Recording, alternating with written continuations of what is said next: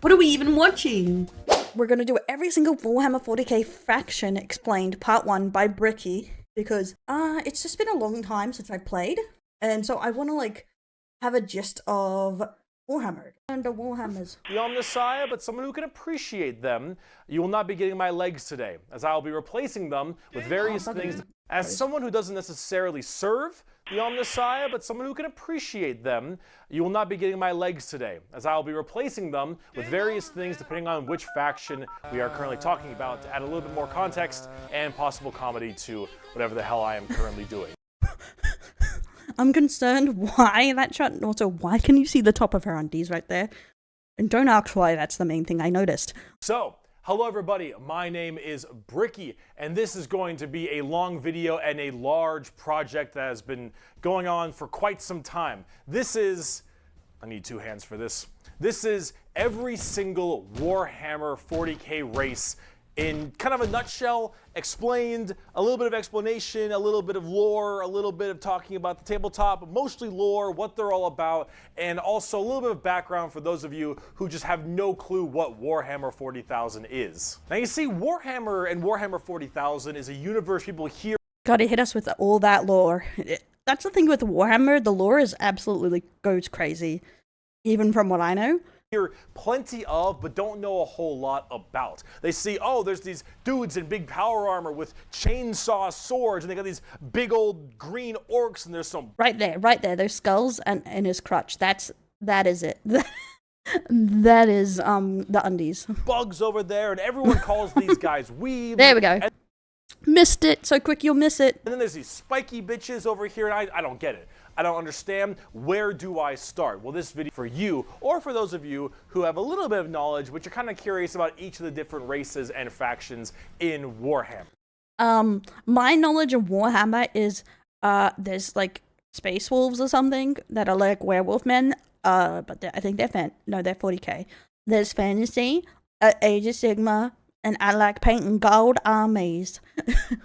Metallics are my favorite. That's all I know, mainly. So overall, the Warhammer universe is vast when it comes to lore and background and each different faction. Yeah, we know that too. Blood for the blood god, blood for the blood god. And there is a god of pestilence in fantasy who ugly as sin. Is so different with the things that they believe in, and some are human, some are transhuman, like where they all have all these crazy ass electronics on them. You've got aliens and you've got the chaos factions, and there's so much to entail that I decided to embark on this project to tell you what each and every single one of them is about and what the Warhammer universe is. This is making me sweat. Look at that map, guys. This is why I never learnt more than very surface level things. Look at that frickin' map. Woke. Shut the fuck up. Is about as well to give at least a little bit of an intro to this extremely bloated but very so the chaos gods are in both and multiverse. The more we learn. World that I and many others partake in. So I will be explaining every single faction in the Warhammer 40k universe, at least all the factions. There's a Space Wolves right there. I know that one. I know the orcs. Oh, I do know the Eldar, Dark Eldar. Okay, some of this is coming back to me when I used to work at the hobby store I used to work at. I remember Dark Angels a bit. And I think that's about it. Necrons sound familiar. And Chaos Demons. Some smaller factions here and there. I will not be discussing absolutely everything in it because that is a little bit much, and I'm not going to go too mega deep into the lore. No Adeptus. Why we ditching Adeptus? But yeah, Blood Angels stood out to me. They're probably just the one, if you want to live.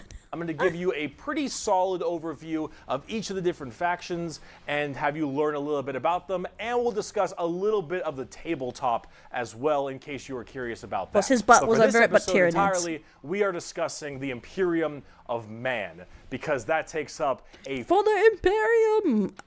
It always did seem interesting because I love like Rome and Rome references. It's a really interesting period. So, yeah. And Warhammer is heavily influenced the way that everyone couldn't tell. That chunk of Warhammer lore. Oh, boo-hoo. What is Warhammer 40,000? Well, the 40,000 starts off is the year 40,000, the 41st millennium. That's where it takes place. Wait, is that the rules? Only men can think about Rome? Is that true? Only men can think of the empire? Is in the year 40,000, 41,000 AD. You're already more knowledgeable. Let me read you We a in the quote. future, First of baby. many quotes in this 41,000 years in the future or something?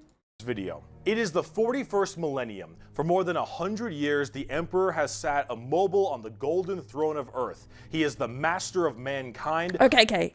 Oh, being a woman in Rome, if you're a woman of means, wasn't terrible. It was a better place to be a woman at the time. If you had to be somewhere, you may as well be a woman of means in Rome. You know?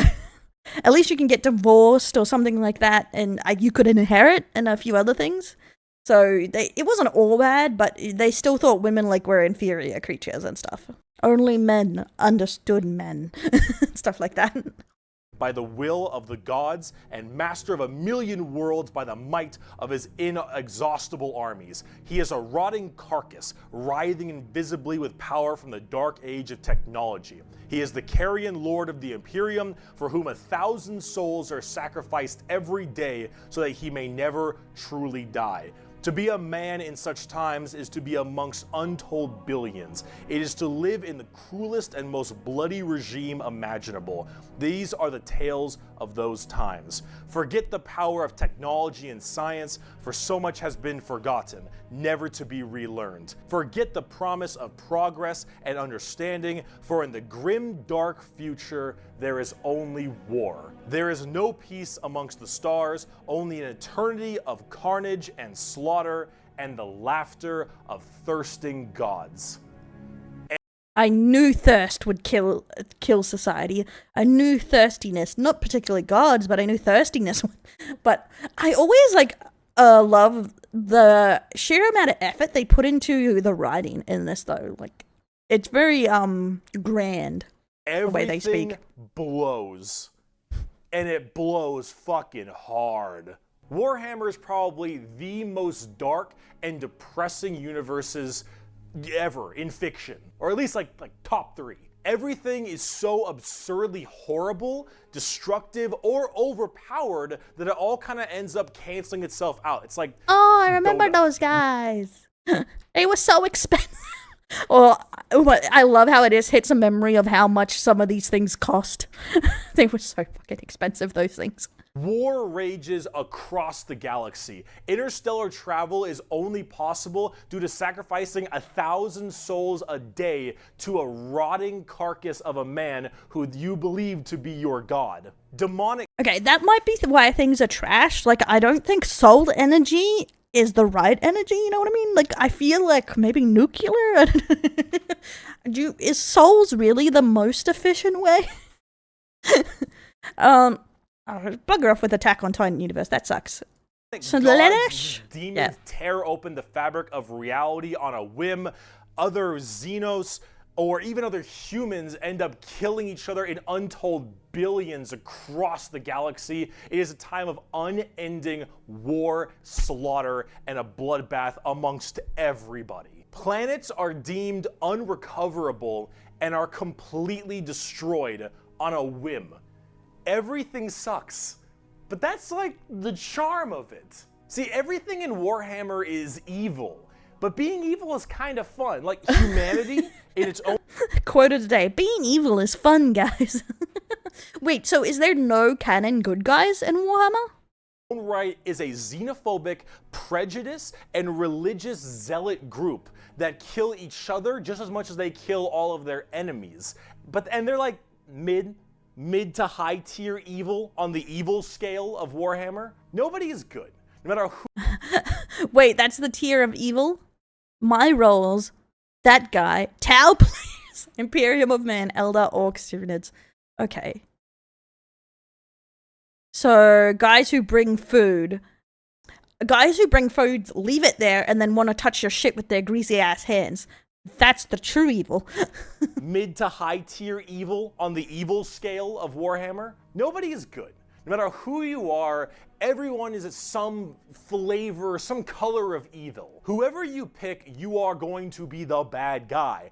But that's the fun of it, because being the bad guy is badass. Villains are cool. They look cool, they got cool outfits, they got cool weapons, they got cool armies. Villains are cool, man. And when everyone is a villain, everyone is pretty cool. That's what makes this so charming, is that everyone can be the bad guy. So let's start off talking about the main bad guy, quote unquote, the Imperium of Man. I'll let him finish his sentence there. Okay, so you can choose to do better in these, but there's no particular fraction that is overround good, like you would in a D&D campaign where paladins are supposed to kind of be good. Orcs, yeah. See, I respect orcs. Violence for violence sake. I respect it. It's hair, whack. It's gear, whack. The Imperium of Man is the main empire of the human race. All of humanity is well, under if we go this by one 40k lore, we're all bad guys here, PB. flag called the Imperium. And about 10,000 years ago, there was a man. He was the Emperor of mankind, a 10-foot tall psychic demigod who led humanity So in Warhammer 30k he existed? across the stars to colonize tons and tons of worlds, create superhuman soldiers, and really bring humanity into a new age. This man, the Emperor of Mankind, was a psyker. And a psyker is like a magician of sorts. In the world of 40k, there is the warp, the immaterium, kind of like hell, but sort of So he's the evil dictator most emperors are, though, let's be for real. Hey, Linksy, welcome in. like a purgatory dimension of hell. And a psyker is someone who can take that power and manifest it through their mind to use it to do stuff. Well, like witchcraft stuff, magician stuff, spells, and lots of other things, but we don't want to get too into that. The Emperor, big boy psyker, top tier, A+, maybe even S. Now the Emperor created a bunch of sons. Yes, created a bunch of sons known as the Primarchs. He created 18 Primarchs to have them lead all of the different legions of humanity. Okay, someone's gonna have to explain that 2018 was like 2 people written out, were they like cut out or something? And it's a destructive. That's the thing a lot of people dislike, but I kind of like some races that are destructive by nature or through their culture or something. I find that interesting. To the different stars and planets to help colonize and bring it out. These Primarchs are basically like little versions of the Emperor. Not all of them are psychers, but a lot of them are very, very powerful, and they lead his special Space Marine legions. Then this big clusterfuck happened called the Horus Heresy, where the Emperor's favorite I son, recognize the Primarch, this. When I worked at the store, lots of people would always go on about Horus Heresy. Horus ended up joining Chaos and leading 9 other, well, I guess 8, 9 of Isn't he a space wolf, if I remember? Or am I thinking of something else? They can breathe in space, they will breathe. So they had the dreamers were redacted from lore. So are they in lore redacted again, daddy's mad at me? Or did in lore they just go, they no longer exist, don't ask me about it? 18, half of his Primarchs directly to Earth to fight down the Emperor himself. Now, if you want to know what Chaos is, remember what I mentioned earlier, the warp, that immaterium, the hellish place? In there relies the 4 Chaos gods. Imagine like Satan and 3 other Satans. The warp being kind of evil, those Chaos gods, that's the reason. And so those Chaos gods manipulated Horus, and then Horus helped manipulate all 8 other Primarchs to lead this giant coup directly on the Emperor on Earth. And they fucked up shit. After this huge civil war, Horus died. Yeah, he has fur. He's a space wolf. Look at that fur. Been 18 primates, no one knows. And they all only been 18. Okay. But not before brutally wounding the Emperor. And right at the end of his life, they put the Emperor on this large golden throne on Earth, in which he is now alive, just barely, but slowly rotting away, powering something called the Astronomicon. Is he really that powerful if Horus kicked his ass? I don't know. So long as he stays alive. So people don't know who they are in the lore, if they'll ever come back into it. Is that kind of the gist at the moment? And has fed 1,000 people a day. The Astronomicon is like the North Star. If you want to do interstellar travel in 40k, you need to pass through that demonic warp I mentioned earlier. And his leg changes constantly. Like they're all weird different legs. Yeah, his model used to look cool as frick too.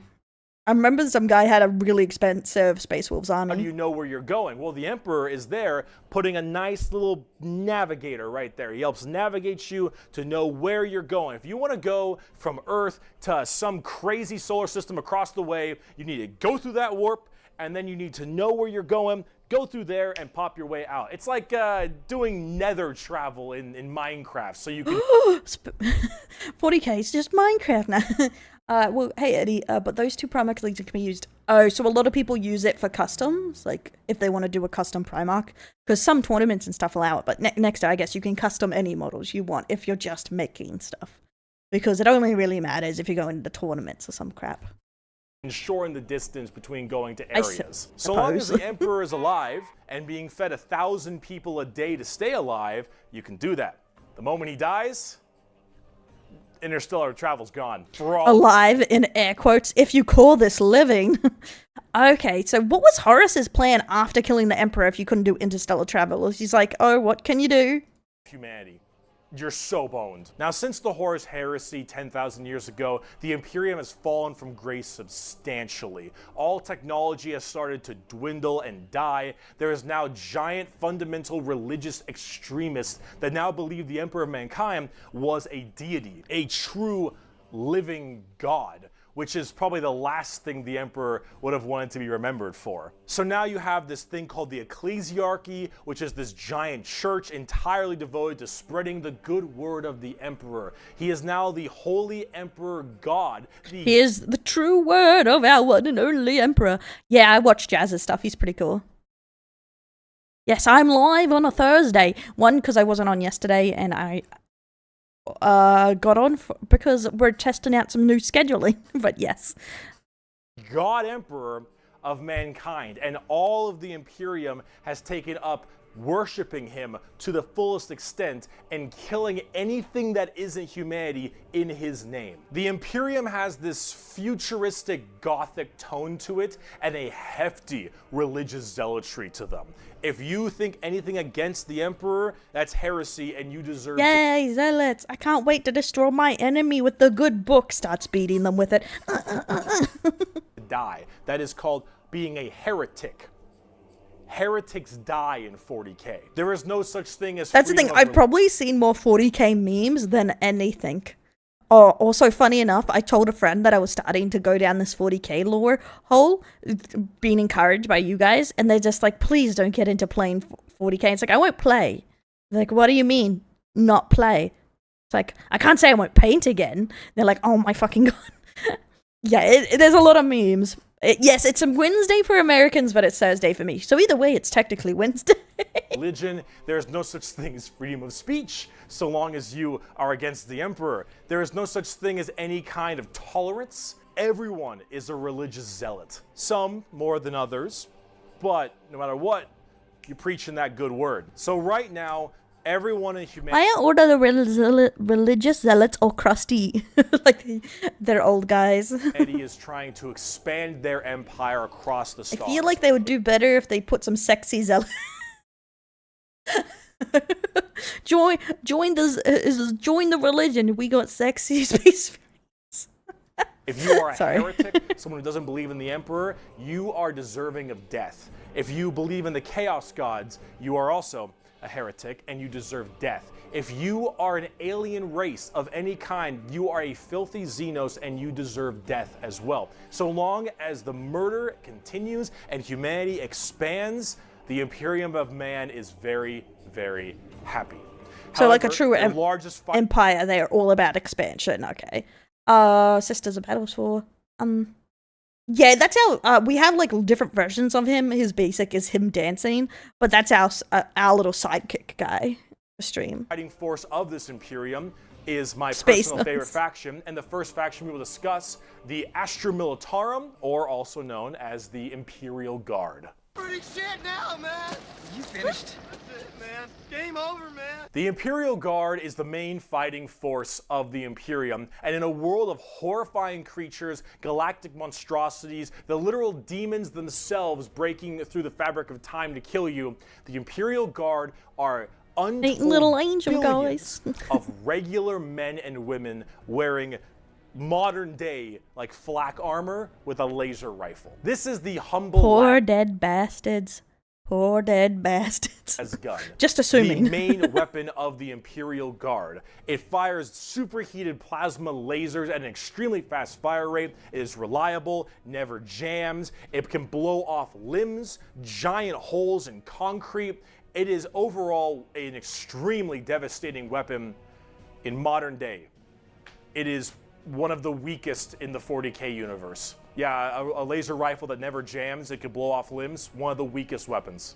That's the world we're in right now. But who cares? Because the Imperial Guard has, in Damn, each battle, OP space marines and demons, son of a bitch. 500,000 of these men and women, 30,000 large armored tanks, 10,000 artillery batteries. The Imperial Guard wins through sheer numbers and firepower. They kind of have this World War I, World War II style aesthetic. So they Russia, huh? Similar way how Russia wins all their wars, I swear. With When they do win, guys. When they do win. legions of guardsmen as well as high company commanders and generals on the field along with them, and multiple kinds of troops.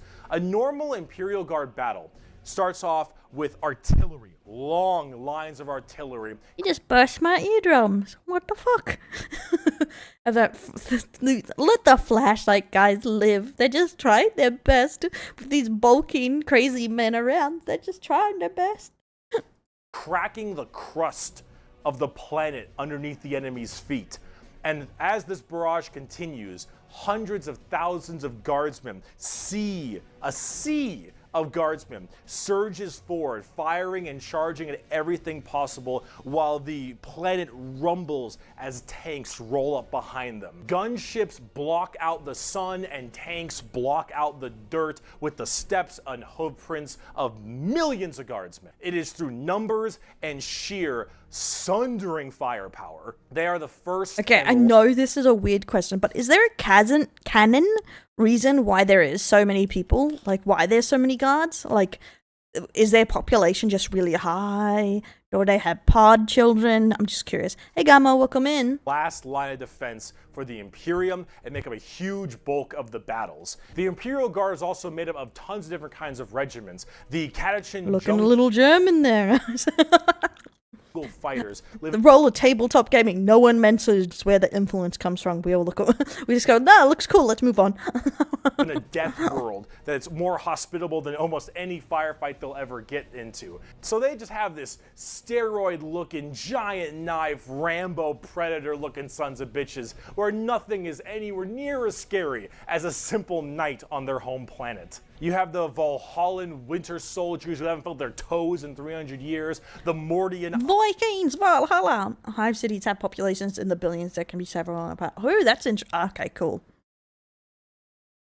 Iron Guard, who are more interested in making their shoes shine than actually fighting a battle. And then, of course, the big one. So that's the British? Cadians. I'm going to assume that was the British. Would you smash an Emerald Guard? Probably not. From Cadia. The biggest export of guardsmen in the entirety of the Imperium. You will fire your first gun at 5. You will So I'm assuming they didn't make it? Against godlike beings and demons and shit, humanity needs numbers. We need something, boys. disassemble and reassemble it at 10. You will have pounding artillery What do you drills. mean? The Australians are the ones that just clean their boots to fight. We are literally the grunts in every war. How dare you say that to me, bro? How dare you call us British? Day in and day out at 15, and you'll fight your first Swarm Lord at 16. And if you mention Cadia, you will burst into an unrelenting amount of tears and sadness like I do daily. To quote I have at my command an entire battle group of the Imperial Guard, 50 regiments including specialized drop troops, stealthers, mechanized formations, armored companies, combat engineers, and mobile artillery. Over 500,000 fighting men and 30,000 tanks and artillery pieces are mine to command.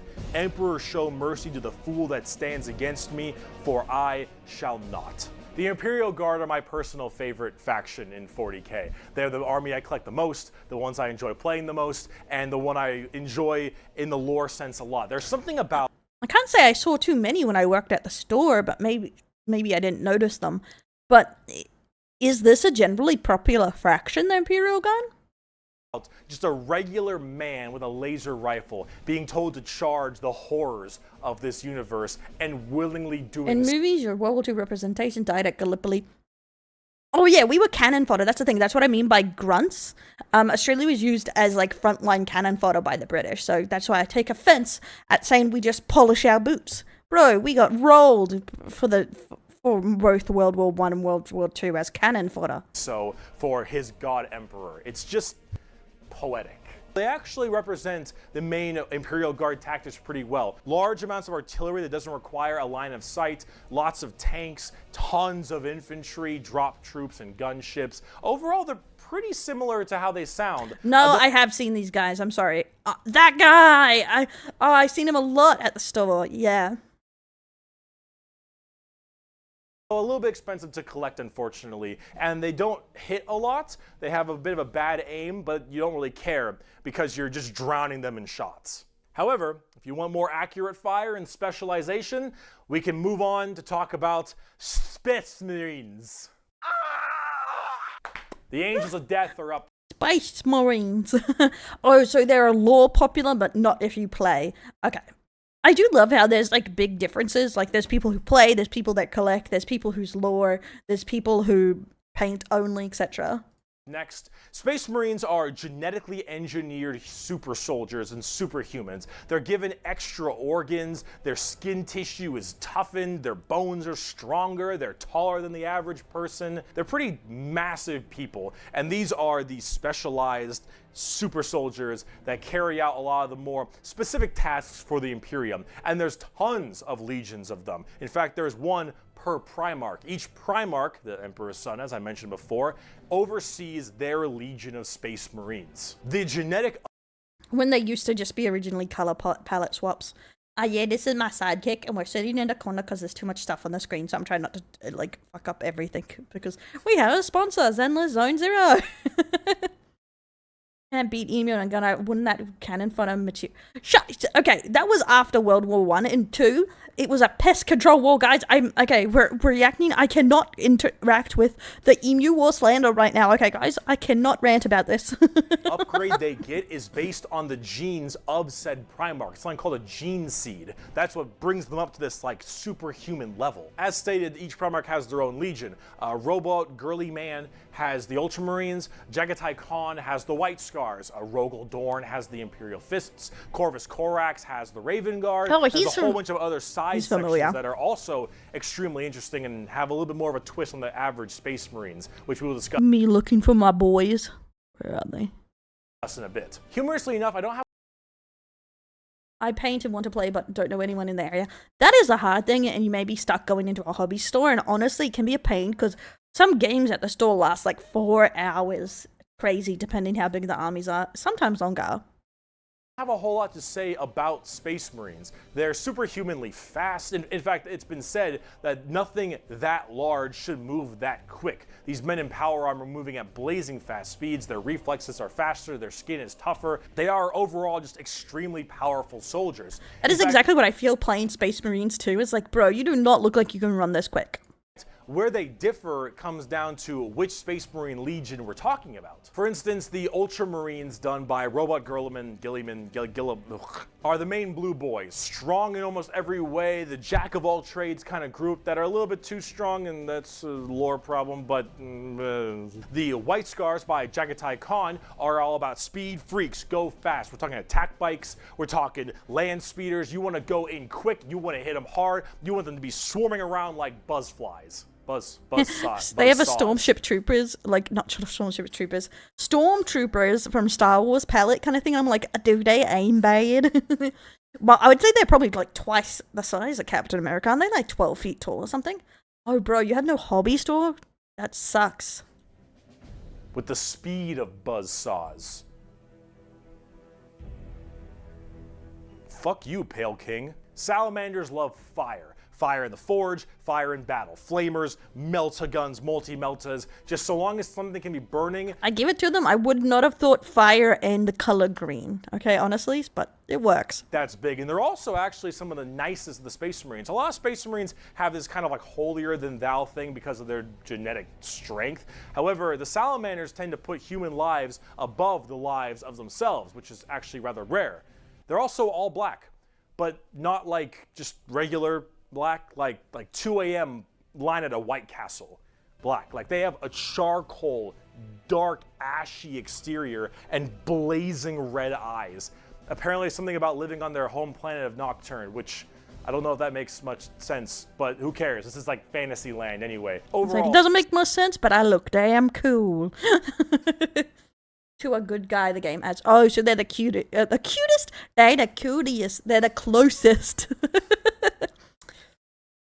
Give me a salamander in my squad. Hey, Wiggums. Salamanders are actually one of my personal favorite legions because they're just really cool. They're fun to play as because of all their flamer weapons, and they have a nice, like, more heartwarming lore as opposed to being super evil like everyone else is. Oh my god, we're not even a quarter of the way through the Space Marine legions. Wait, they have dragons?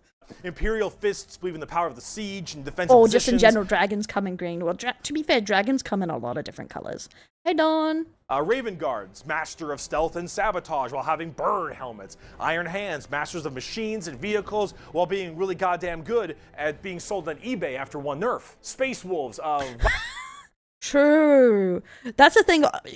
A lot of Warhammer fans resell stuff. I know 40k hates it, but never pay full price for your Warhammer, because some dumbass is going to be constantly selling their armies. So wait. Vikings and wolves and tons of wolves and axes, battle axes, fur everywhere, space wolves, angry, big teeth, blood angels, the genetic defect to make them want to drink blood and go crazy called the red thirst. They have cupid wings and stuff, which is a little bit strange, and they are all super gay for Sanguinius. Dark angels are old school knights and inner circle. That's my boys right there, the gays. No, I'm kidding. Are you a heretic? Me? No, never. Once in a blue moon, I know. Death Watch, a fancy anti-Xenos group that nobody plays because Death Watch, and they look cool though, but no one plays them. I don't know about Death Watch. They're there though. Black Templars. No one plays them. Poor lonely bastards. Buy a 3D printer is also an option. The only downside is if you play in tournaments, you can't play with 3D printed stuff because 40k, the company's rules. But if you're just painting them, no one gives a damn. And do it, bro. Space Wolves seem like a favorite at the Discord. Welcome in, make some type of Discord. People who, if you haven't prayed at least 3 times a day, you're going to start praying out that airlock. And I'm sure there's some other chapters I may have missed as well, like Crimson Fists and stuff. But those are the main ones right here. Here, quote from the Emperor himself. They shall be my finest warriors, these men who give of themselves to me. Like clay I shall mold them, and in the furnace of war I shall forge them. They shall be of iron will and steely sinew. In great armor I shall clad them, and with the mightiest weapons shall they be armed. They will be untouched by plague or disease, no sickness shall blight them. They shall have such tactics, strategies, and machines that no foe will best them in battle. They are my bulwark against the terror. They are my defenders of humanity. They are my space marines, and they shall know no fear. And on the tabletop, they fuck. Oh, they fuck. Yes, it is like manly poetry, isn't it, right? Well, I do like that blue. It's crisp, but that is a crisp color. Fuck hard. As of making this video, Space Marines are laughably strong. That might change at some point, but overall, Space Marines just have it's like a Swiss Army knife. Such pretty blue. Let you practice saying as a Magic Legacy player. Okay, official events, almost none. But even store events, there's a rule when you become a distributor of Warhammer 40k, because they don't really like having distributors anyway. you must have a certain percentage of Warhammer official gear to be able to play, even in the side hobby store ones. That's where they get more strict. And if you go into a Warhammer 40k official store, you must have all, or you can't play. Some of their tournaments, you have to have painted Marines too, or they won't let you play. Or you get deducted points. That's also... Yes, not specific colors, no. But they do a percentage system of how much of your army must be painted. And they try and make, like, indie stores comply with this if you stock 40k.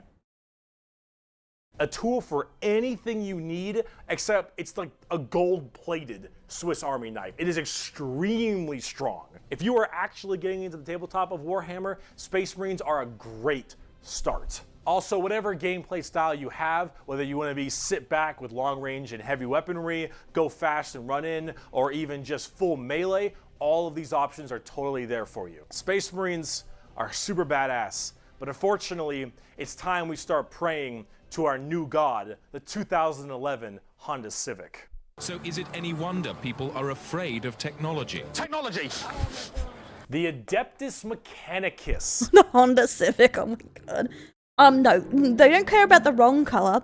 That's going to be annoying. They don't care about the wrong color, it's just how painted they are. Because they don't like having non-painted armies and events. See, the 3 colors in wash, plus something for the base. That sounds around right. Could have blue armor that I have blue, but it could also have a gold stripes. But I have seen some people put in their event that they must have a similar color scheme, as in your army can't be a rainbow or some bullshit like that. But that's people getting very strict with it. The Adeptus Mechanicus. Yeah, the weapons that you are rolling with, yes, exactly. Especially kits only come with so many weapons. That's why they started getting stricter on how much must be Warhammer parts, because people were 3D printing the guns, so they didn't have to buy whole new kits to give them the weapons they wanted. And so they started going, it must be at least 70 to 80% Warhammer official plastic or some crap. Are a technophile cult on Mars. Now, these people are a little bit weird because they don't actually really believe in the Emperor of Mankind. And you might think, oh, whoa, Bricky, that sounds like some heresy.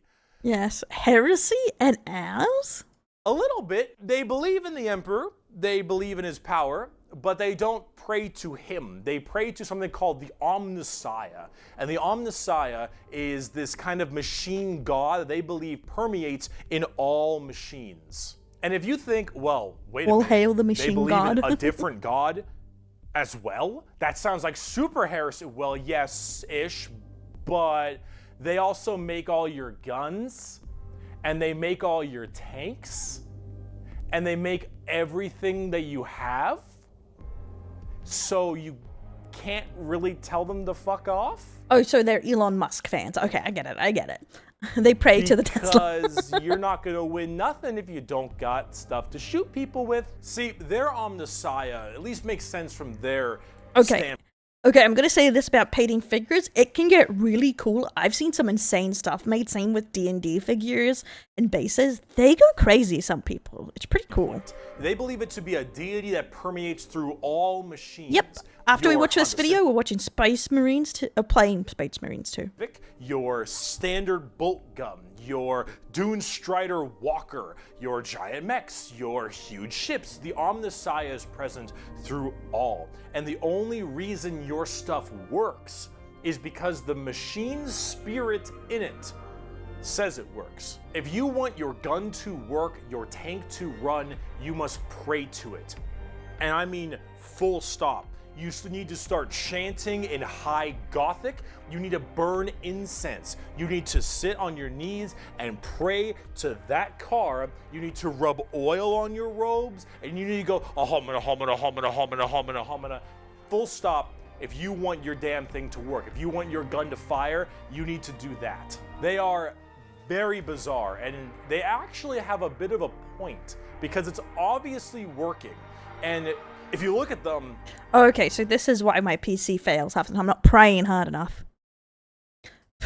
Camo, what the fuck? Careful, Game Blood might get picked up by the Twitch auto ban. It can sometimes. I love D&D too. I played and run a few campaigns. It can be a lot of fun. No wonder Dell's Stream Decks doesn't work. She calls it names and curse at it. So they obviously know something about what they're doing. The most notable member of the Adeptus Mechanicus is Archmagos, whatever, Belisarius Call. Look at this dude. I mean, honestly, he looks like a creeper. Yeah. He's scary. This is the group we're talking about. These are these weirdos. Here, the Omnissian Creed. The credo, Omnissia. There is no truth in flesh, only betrayal. There is no strength in flesh, only weakness. There is no constancy in flesh, only decay. There is no certainty in flesh, but death. Flesh is weakness, flesh is death. The Omnissia is the god of the machines, and if you wish to be whole, if you wish to be holy, if you wish to give unto him, you must saw down your limbs and remove your organs and replace them with mechanical parts, because that is what he wants, and that is how you will become enlightened. Hard technophiles. What a weirdo. Robos. I've never played any RPG tabletop before. I don't know what they are like. It's different, but you can play light to hardcore sometimes, depending. I don't play my D&D with models most of the time because I play online because I have no friends in real life. Mixed with religious extremism. Adeptus Mechanicus. Now, for their army side of things, they are with the Scutari. The Scutari operate with very bizarre weaponry and lots of different kinds of vehicles, tanks, and different people in between. They're very weird, but they have extremely wacky and enjoyable, and in fact quite effective both in the real game and in the lore, weaponry and gear. Overall, as an army on the tabletop, they're very weird and have a whole bunch of different shenanigans. That's that guy. Yeah, I always thought this army was a bit busy, you know what I mean? Like with the colors and all the stuff. Like there's so much going on. But if you like kind of that quirky, wacky techno thing, I'd give them a pickup. Hell, they're so paranoid. I gotta keep going. They're so paranoid and crazy. These Dune Striders you see right here, one guy was able to make them work. One guy, and he died. And they're so scared they'll never work again that they keep them on and they never turn them off, and they run around in a circle the whole time until they need them, and then they corral it and they go into battle. Yep. The Adeptus Mechanicus. Now, if you want to talk about faith, so crazy. Let's talk about the Sisters of Battle. A simp has fallen for an e-girl in Lego City. The Sisters of Battle of the Oh, we're on the waifus, guys. But yes, I could imagine like someone reading out something and it's Age of Sigma or anything like that. Adeptus Sororitas, if that's how I pronounce it correctly, is an all-female group of battle sisters going through the ecclesiarchy section of the Imperium. The ecclesiarchy is, of course, the church. This is, imagine a private army of the church, which is scary, and it is. The sisters are... Ooh, this is gonna be creepy and weird. Okay, one, from my experience, a lot of 40k fans would get angry about it being an anime, I feel. But they have been trying to make a 40k show for a while, but it's never really picked up. But I don't know. It's similar to like the Lord of the Rings fans got upset that it was an anime movie. I feel like it would be a similar reaction. An extremely zealotous force, and they take this to a full extreme. They believe in three main things: faith, martyrdom, and fire. Through the bolter, of course, the it's flamer, martyrdom, and the melta, the Sisters of Battle are extremely potent at taking out chaos and heretics.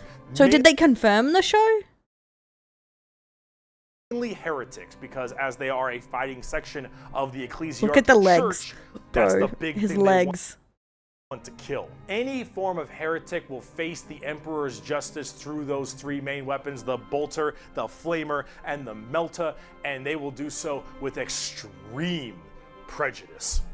Burn the witch! They are the closest things we have to nuns in space, and I'm talking hardcore nuns. They carry holy fire on their backs. They have holy books and sigils all across their armor. Their main battle tank is a fucking pipe organ missile launcher. They have small babies that they have removed their brain capacity to make them little servant cherubs to fly around and give them ammunition. Oh no, the creeper we saw in the game flying around. And shit.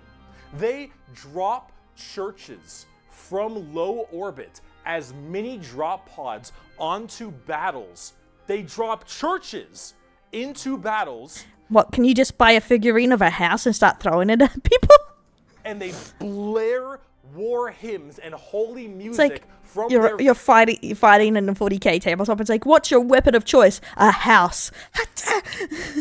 frigates in low atmosphere and shower holy water across the battlefield. These are the people you are dealing with, and they're fucking awesome. They can literally stave off demons on the tabletop because their faith is that strong. Remember the warp, the demons from the warp? Well, the warp also manifests in your mind. All of your emotions, negative and positive, go through the warp. It's the Imperium, the place of all things. So if you are that mentally fortified, that mentally strong, you can stave off horrifying demons. And all these girls, oh, not a crack. Not a crack in that mental armor. Now, as much as a meme as they are, and as much as their models look a lot like Ongo Gabloglian.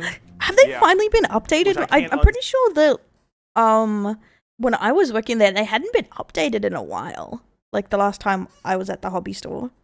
Like, see anymore. I gotta say, I love their design. I think they're extremely cool. They're another army that I'm currently collecting. They just released a whole they had Titans, they have churches on their backs. Oh my god. And you have to put links in the Discord. There's no links in chat, sorry. Line of figures very recently, and they look wonderful. Everything from Celestine, the living, it was because people was like, there is no women, and so people was like, why can't there be women? But it's because these women do exist. They just don't. There's lots of fractions that are technically not Space Marines. Dying saint from the Triumph of Saint Catherine, which is literally a funeral procession as a model. Those organ tanks I mentioned earlier. This shit is the most over-the-top badassery. So they did get a plastic. Good for them. In a lot of the Warhammer universe, and goddamn it, is it over the top. But Sisters of Battle are so cool. While I'm a guardsman at heart, oh, this is such a cool faction. By Bolter Shell. To be fair, I would have to say I agree with the fact I wish they would stop ignoring it as a fraction half the time. Flamer Burst and Melta Blast, the mutant, the heretic, and the traitor alike are cleansed of their sin of existence. So it has been for 5 millennia, so shall it be until the end of time.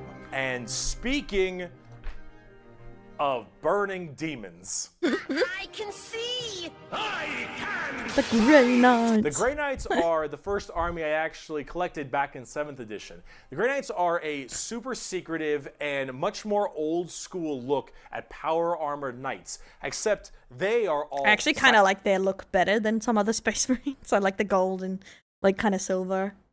Strikers.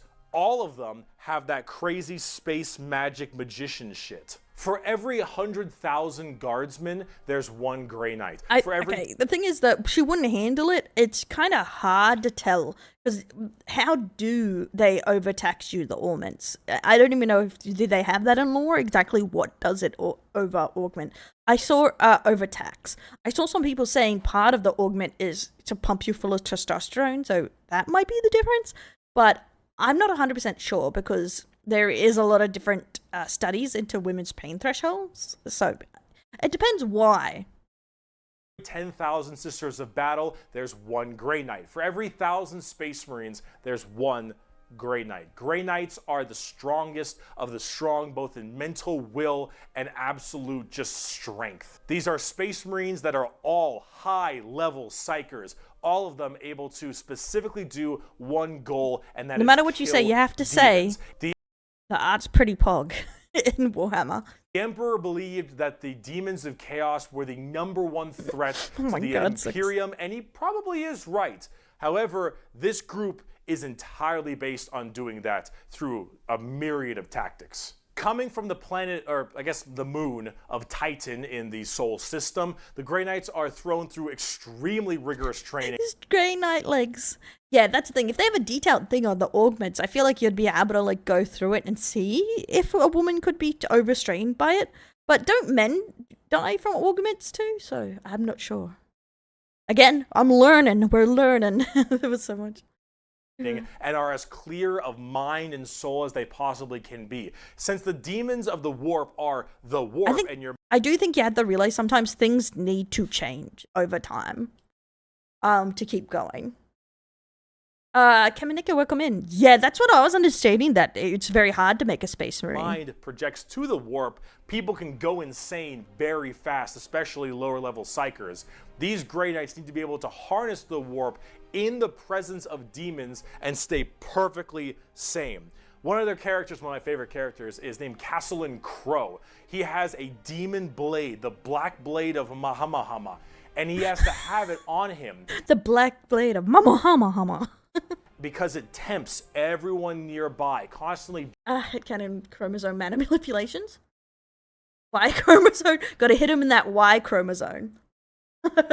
Ever the possibility, and so he has to keep it on him all the time as this thing whispers to him consistently, and he has to stave it off forever, being alone in his chambers field, because anyone who gets too close to it might be tempted a little too hard. He is that pure of heart and mind, and all the characters in the Grey Knights are basically like that. The only issue is that Grey Knights have a scorched earth policy, more ways than one. If they're fighting demons, demons corrupt and make people crazy. So if I'm a guardsman and I'm fighting demons, and the Grey Knights arrive, that's a different kind of demons, guys, I think. And they kill all the demons, I'm a risk. Guess who's not making it out of there? On the tabletop, they're very strike fast, strike hard kind of people. They teleport all around the place. They are fast strike groups, small amounts of models because they're so dang strong. You only have so many characters, but with it, you get in there, you're very tough, very tanky, you hit really hard, and you try to— The Warhammer politics on you little ass. on the battlefield quickly, but you don't have numbers. Welcome in, Onion. And so every dead Grey Knight hits really damn hard. They're fun, though, if you like that kind of fast-striking kind of army. I always love that when they use, like, the props for people's heads and stuff. I remember someone who took the heads of, like, 10 models and, like, used it as, like, a burial graveyard around them. He literally was so expensive. He did it for one of his Primarchs. It looked mint, though.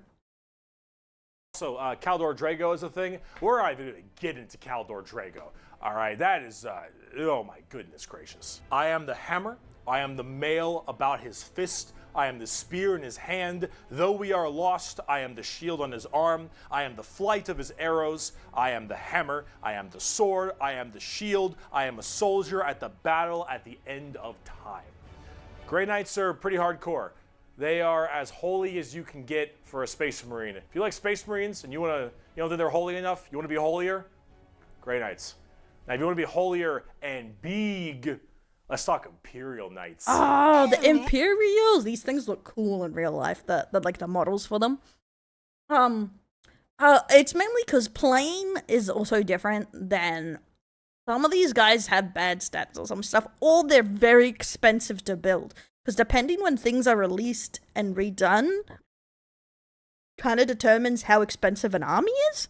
So that has some factors on it too. But yeah. But Lord, he coming! do you like gigantic walkers the size of homes? Or I also think I remember this being horribly expensive too. I think some guy had like 3 in his army, and it cost him $1 bajillion, but no one had enough points to ever fight him because his army was too big. medium-sized buildings? Do you want to kill heretics, but you want to kill like 40 of them per turn? Do you want a gigantic old-school knight noble house style of walkers with giant chainsaw arms? Then you got Imperial Knights.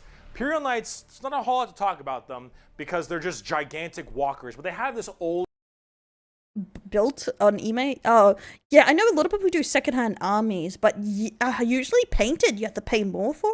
Because there was someone at the hobby store who literally, their entire, like, income came from painting these things. Because people would pay, like, $1,000 to get their army painted and stuff like that. Old school, like, house feel to them. Like, literally, like, there are houses. Each Imperial Knight comes from a house, and each of them act in their own special way. These behemoth of walkers also destroy almost everything in their path, killing full swaths of squads in a couple shots, stepping on legions of troops. Like, these things do not mess around, and they look so cool. Imperial Knights and Chaos Knights, actually, for that matter, don't have a whole lot to discuss. They're just super big, heavy walkers, and they look different depending on your house or chaos god you currently believe in. And overall, these things are just really cool if you want to murder everything in your path. They're the big, scary, big unit of Warhammer, and if you want to collect them, go to town. They make for Yeah, honestly, if you want to play this, you really kind of need to learn how to paint or have money. That's your only two options. But I do know some people who get that they do airbrush painting because it's a lot easier to get your 3 colors or so down, but it may not look the way you want it to look. Make it yours, yeah. Paints can be expensive though. For a great painting project too. Getting more back down to earth. Let's talk something about a little bit That bit sounds a bit about right. Like the big ones, like these previous ones we saw, can hit around that. I know there was an Age of Sigma one I really wanted, and it was like $200 or something. A little more gold. I do love gold adapters. Are regular soldiers. Space Marines are super soldiers. Grey Knights are super soldiers. The Adeptus Custodes are super soldiers cubed. The Adeptus Custodes are the 3rd major army I own. I know, 3 armies. Look at that shine, baby. Look at that shine. Carried away, okay, but that's all. I only have 3, okay? They are our final brand of Space Marines, but these ones are super special. Okay, if a guardsman is 6 foot, a space marine is 7 feet, a custodian is 8 feet. These are the giant defenders of Holy Terra, which is also Earth. Earth is Terra, Terra themselves. These The Holy Terra. Yeah, and especially if you're a noob enough to buy Game Workshop brand, everything is like 3 times the price. Like literally buying Winsor & Newton, which is like high quality artist brushes, are almost cheaper than what Games Workshop ones. And it's just like, bro. Why?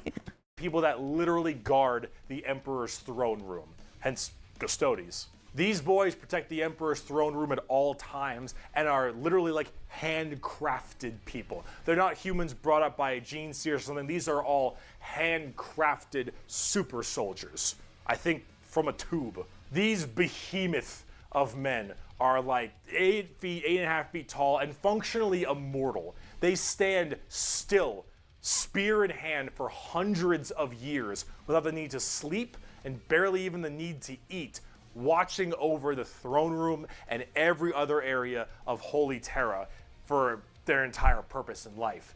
And oh my lord, are they terrifying. These custodians put Space Marines to shame. If you liked your super soldiers, these are your super mega soldiers. One of these men... I was going to say, are they just like, then they're the master eights without, like, I don't know, augments? 3 Space Marines or do they have and most augments likely too? win. There are many different groups of custodians as well, like the Solar Watch, or there's also one of my personal favorite, the Aquilan Shield.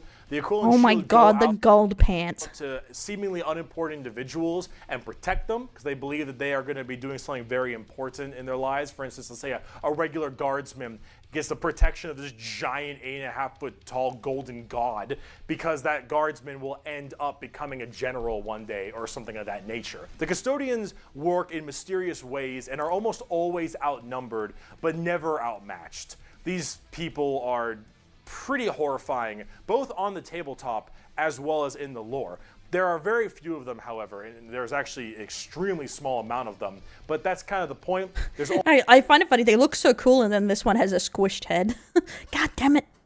only so many of these people that can have war gear this strong, weapons this powerful, and training this good. And the custodians have all 3 of it. For 100 years, I stood my watch amidst the somber shadows of the Sanctum Imperialis. I was still as a statue, but always ready. always attuned to dangers unseen. Days, months, years passed by in a frenzied blur beyond those walls, yet within little moved and nothing changed. For 100 years I did not but wait, yet had any threat appeared, I would have struck it down in a heartbeat. For 100 years I stood my watch, and as it ends I can tell you this: patience is a weapon. The custodians are Poetry again. 260 odds. Damn.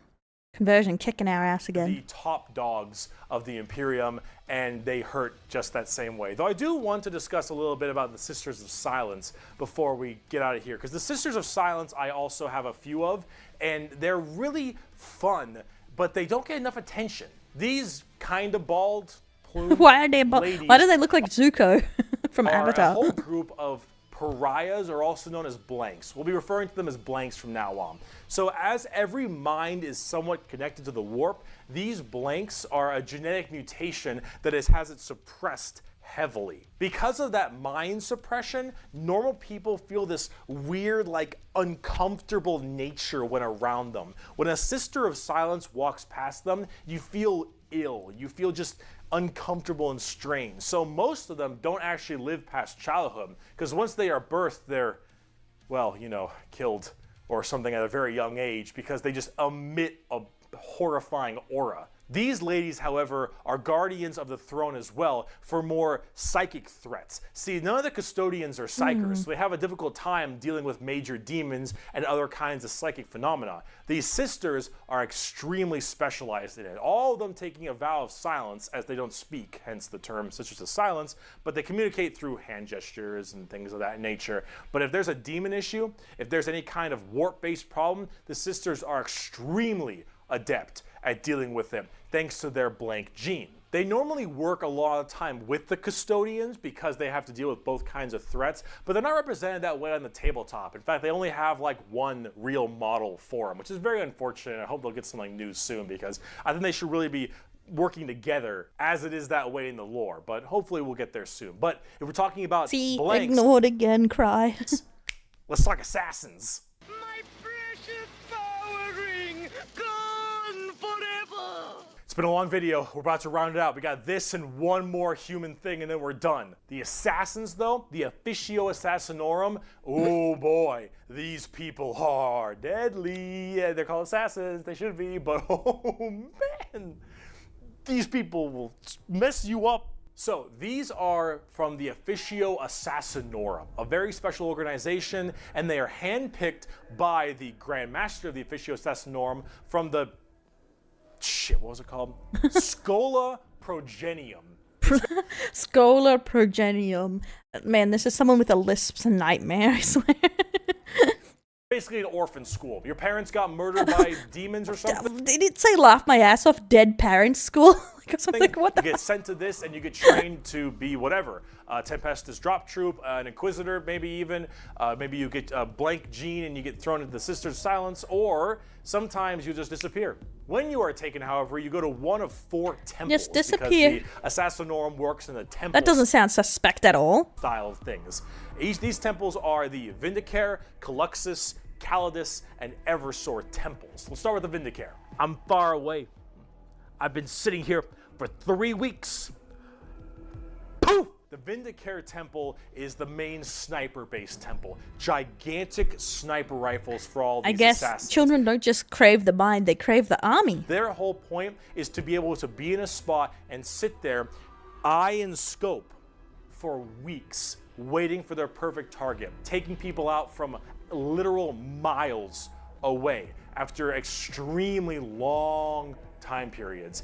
The Vindicare temple needs is to pick about a side. precise, perfect aim. There have been reports of Vindicares being able to single out particular body parts from over 2-3 miles away. Temples in the head, the jugular, for instance, and been sitting there after weeks. And when they're ready, take that shot. Time is done. Packs them up. The Calidus temple, however, is a lot more about shape-shifting and deviant art. It's mostly a Deviant. I'm getting a theme here. based one, or at least it seems to be, and this allows a lot of body augmentation for certain individuals to be able to kind of transmorph themselves. Pretty much. And People are pervy about these models.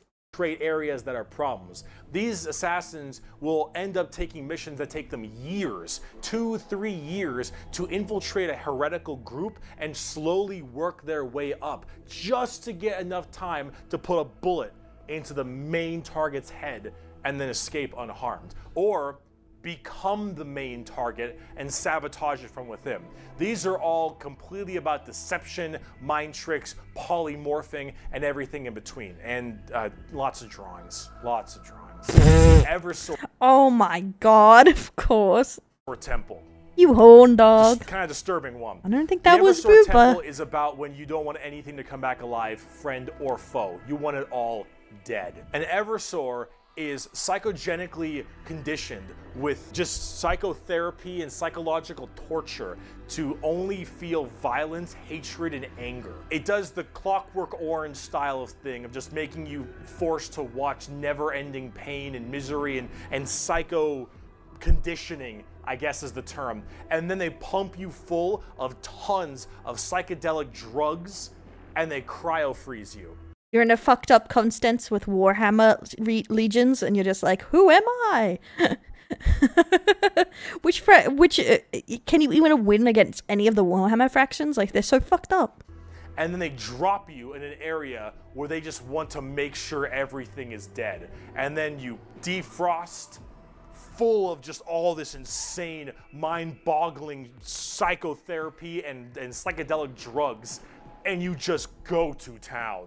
Yeah, if you don't care if anyone comes back alive. You're like, all right, lost cause, send them in. Finally, there's the most bizarre temple, the Caluxus Temple. The Caluxus assassins are feared even among the other temples. So that blank gene, the people will go to the Caluxus Temple with this as well. And this is where they can harness that. Why does their face look like that, bro? It looks like the Red Skull.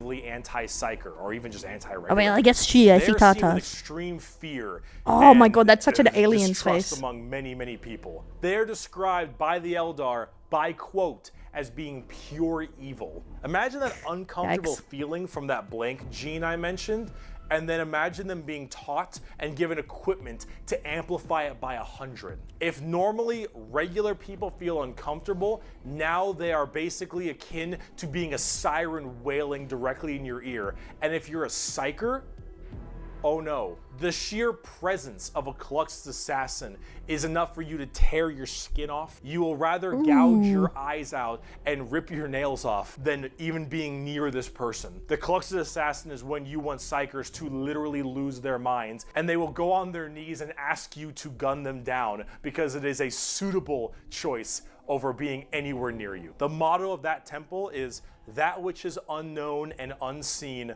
commands the greatest fear. Now for the tabletop, assassins aren't that special. You can call them in no matter what Imperium faction you want. It's so creepy, right? And they do a lot of work for themselves, but at the same time, they're very specialized and require a lot of finesse. And they work the way you generally want them to, though. You want to cause... I was gonna say, I don't think I've seen these this often. You have to put it in on the website or at the store, but I don't know if it's for new players only or not. Distortion and weird stuff. You take a Calidus. You want to just murder swaths of infantry and then blow up Eversor. You want to kill that one guy, Vindicare, and if you have a lot of psychers, Caluxus. It's a nice little like jack of all trades if you have a specific thing you want to kill. And you get to choose which is really fun. But now, let's talk about the last human faction. We can round this video out before we do part 2. The Inquisition. The Inquisition. But yeah, because you already play Zenless Zone Zero, don't you, Roxas? A lot to talk about with them. Well, on the subject of heresy. Oh boy. Here comes the Inquisition. And they're red just like the Spanish. No one expects the Spanish Inquisition. Where do I even begin with the Inquisition? Take every secret police you can think of. The KGB, the Gestapo, the CIA, FBI, any of these kinds of people. And then mark it up by about 10 and give them the most power. That is such like an, what is American Puritans? That's what the Puritan hat? That is what it looks like. Why? in the entire Imperium. No, you know what? How about this? This right here, it's not just a quote. This is the Imperial motto, the motto of the Inquisition. I apologize for my bad pronunciation. Innocentia nihil probat. Innocence proves nothing. Team, oh my god. The most powerful organ. But black. You have to see the top part. It was covered by the follow gold, but the way it was pointed was very like those Puritan hats. It even had like the weird, like mark in the middle there. Organization in the Imperium, the secret police. Their number one motto is innocence proves nothing. The Inquisition goes around like the secret police. Oh, that one. You can see it a bit more. See how it points up there? A pimp hat. The 40k pimp hat. Oh my god. Oh, or I guess it's very Van Helsing. Like in a lot of the versions, he has a hat like that too. I took. Oh my god. Police or like detectives to find issues in the Imperium. And they have different ordos depending on which one we're talking about. The Ordo Hereticus, the Ordo Xenos, the Ordo Malleus, for instance, and a whole bunch of other ones. Hereticus is obvious, they deal with heretics. Xenos tries to find alien threats, and Malleus is demons. They all have different specializations in what they're trying to go for as this Inquisitor. And that's what they're called, Inquisitors. Each of them, as an Inquisitor, has their own free reign to do as they wish. They may have a ship and a crew, and they go out to find problems and interrogate people a lot. They are above the law in every department over Space Marines. Now, the Space Marines might argue against them and stuff, and there might be a lot of blowback, but technically they are above them as Inquisitors. They are looking to investigate and figure out coups and cults and demonic incursions and possible Xenos issues like gene stealers or new threats. So they stopped the heretics, right? Coming into an area. They're about learning that stuff and actually doing detective work. And memes aside, they're pretty good at it. All of this power does make them a little bit power hungry and frantic sometimes. And yes, it is still a bad thing, but most of them are pretty good at their job. And they spend a lot of time being very diligent to make sure that all of these leads they follow are proper and correct. They're basically space detectives with just enormous power and sometimes a bit of a power complex. And we haven't even talked about Exterminatus yet. Exterminatus is deeming a planet unfit to be saved. I deem... Oh my god, spoilers, Rockdis. I can't believe you bring up Exterminatus just before he does. This planet is demon infested, and taking it back will cost too many resources and is not worth it. The Warhammer Senpai. I have now committed Exterminatus on this planet. I will now sign the death warrant of an entire Imperium planet, as it is unfit to take, and better to be destroyed than allow the enemy to hold it. This can mean saturation bombardment. This can mean cracking the planet's core and breaking it apart. Doesn't matter. Render this planet inhospitable to all life. Yes. So what I'm hearing is Inquisitors are the ultimate petty bitch. If I can't have it, no one can moment. The innocence proves nothing people are the only people who can choose this planet must die. Yeah, I don't know why. I also saw that because I watched the Flexoid thing, and then I was swamped with VTubers reacting to Warhammer 2, and I was like, you know what? I haven't looked at it in a while. And people kept bringing it up after I watched that Flexoid. It's like, in its entirety. And I saw Mewad to it too, so I was like, fuck it. Yeah, you're playing the villain. Now, it is memed a lot, but most Inquisitors are very rare to do Exterminatus. Exterminatus is a very crazy thing. There's only so many worlds that you don't want to destroy all of them. Now, naturally, with the memes aside, there are some people who are a little bit rough on this one. But most Inquisitors generally don't like to do Exterminatus a ton, but it is an option they have. And it's a crazy option when you think about it. Secret Police Inquisition are unfortunately not represented on the tabletop very much. You generally kind of put one in your army if you feel like it. You have a couple special options there and some side content, but they're not really fleshed out very well, and personally they need a lot more stuff put in there, and they really need a lot more effort put into them, and they're not quite where I want them to be. Overall, the Inquisition makes for a lot of the best storytelling as well, because it's a little bit hard to talk about a big story of a whole bunch of Space Marines killing something, right? It's just a big battle story. No, I have not. As not. Interesting. Having that intrigue and that moral dilemma that an Inquisitor has makes for a lot better media.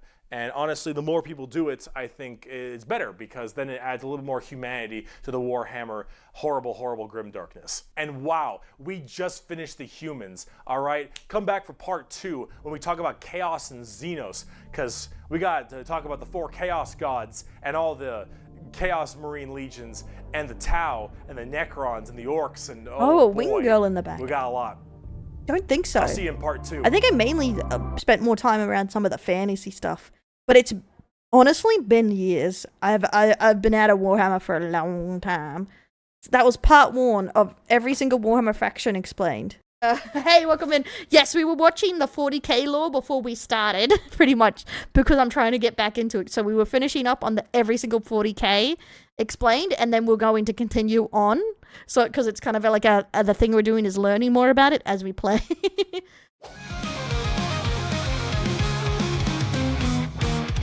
In a world of neon lights, till the body shines so bright, clumsy hot flood holds her crown, busting sassy folks she's found. Ears perk up a burp in sight, with a smile she takes the fight. Buns and balls won't break her stride,